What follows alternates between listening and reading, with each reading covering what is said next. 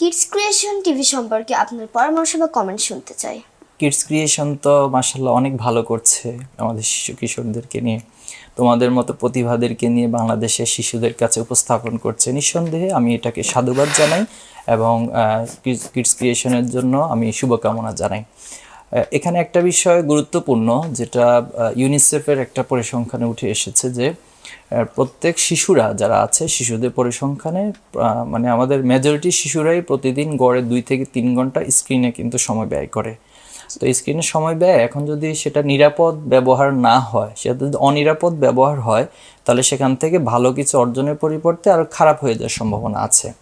তুমি এই হাদিসটা হয়তো জানবা যে আল্লাহ সাল্লাম বলেছেন যে প্রত্যেক বনি আদম দ্বীনি ফিতরাতের উপর জন্মগ্রহণ করে, কিন্তু তার পিতামাতা অথবা চারপাশের পরিবেশ তাকে আস্তে আস্তে করে হয়তো মানে খারাপের দিকে নিয়ে যায় অথবা ভালোর মধ্যে থাকতে সহযোগিতা করে।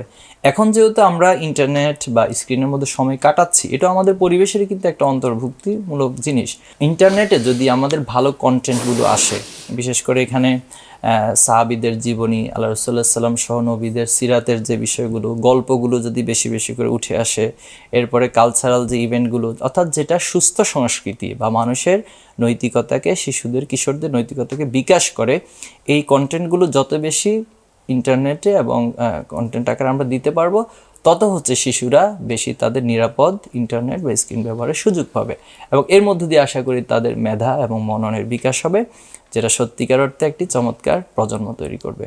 আমি আশা করি কিডস ক্রিয়েশন এই কাজগুলো করছে, সামনের দিনে তারা উত্তরোত্তর আরও সমৃদ্ধি অর্জন করবে ইনশাআল্লাহ। ইনশাআল্লাহ।